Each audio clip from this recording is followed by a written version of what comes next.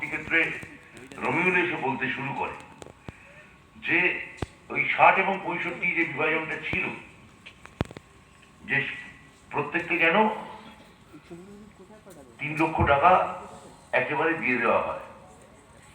এটা নির্বাচনের আগে যখন ফিনান্সের নোট দিয়ে আমরা পাঠাই আমার মুখ্যমন্ত্রী মমতা বন্দ্যোপাধ্যায়কে, আমি এই কারণে আমরা আভূমি নমস্কার করি, প্রণাম জানাই যে তিনি ওই টাকাটা 5 লাখ টাকা করে দিলেন সবার জন্য।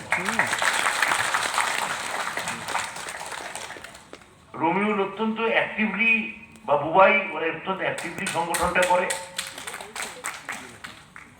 ওরা সারাক্ষণই আপনাদের ভাবনা চিন্তা, আপনারা যারা এত কষ্ট করে আমরা গ্রামে গঞ্জে মফস্বলে শহরে ছেলে মেয়েদের পড়াচ্ছেন, অনিশ্চয়তা মাথায় রেখে পড়াচ্ছেন, আমি আপনাদের এখানে আজকে খুব দায়িত্ব নিয়ে বলতে চাই, মমতা বন্দ্যোপাধ্যায় যতদিন আছেন আপনাদের কোনো অনিশ্চয়তায় আপনারা ভুগবেন না।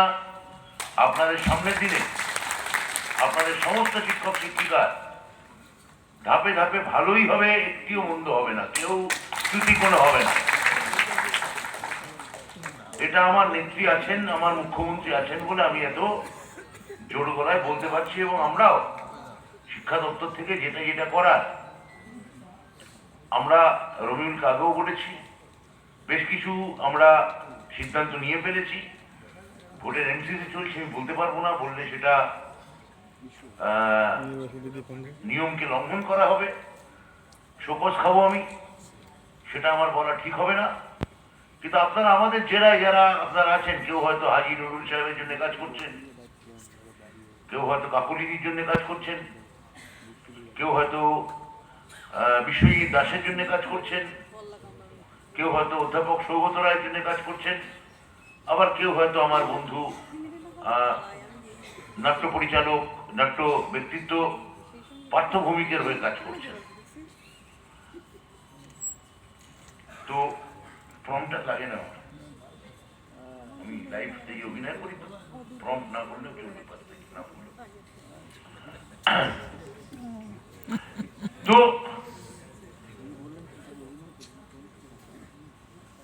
এই এমন একটা সন্ধিক্ষণে ভোট হচ্ছে যেটা খুব আশ্চর্যের। আশ্চর্যের মানে প্রথমেই সারা ভারতবর্ষে বিজেপির অবস্থা খারাপ হচ্ছিল, বিজেপির অভ্যন্তরীণ কারণেই খারাপ হচ্ছিল। আপনারা যদি মধ্যপ্রদেশের দিকে তাকান, 3 বারের মুখ্যমন্ত্রীকে 4র্থবার মুখ্যমন্ত্রী করলেন না মোদী। কেন? মোদীর রেকর্ড ধরে ফেলবে। রাজস্থানে 3 বারের মুখ্যমন্ত্রীকে 4র্থবার মুখ্যমন্ত্রী করলেন না মোদী। কেন? মোদীর রেকর্ড ধরে ফেলবে।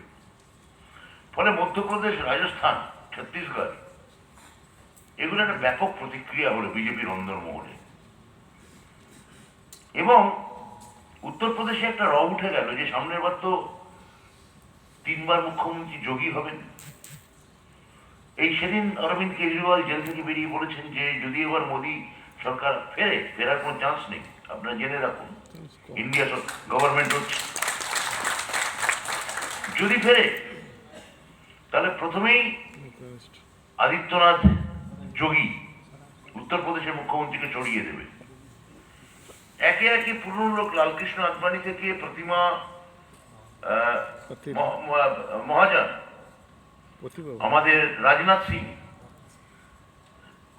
আমাদের গডকারি, নীতিন গডকারি, সবাইকে মোদী কাটতে কাটতে কাটতে কাটতে গেছে। 2টো লোক থাকবে, মোদী আর অমিত শাহ। আর যে কথাটা ওরা শুরু করেছিল যে আমরা 400 পার,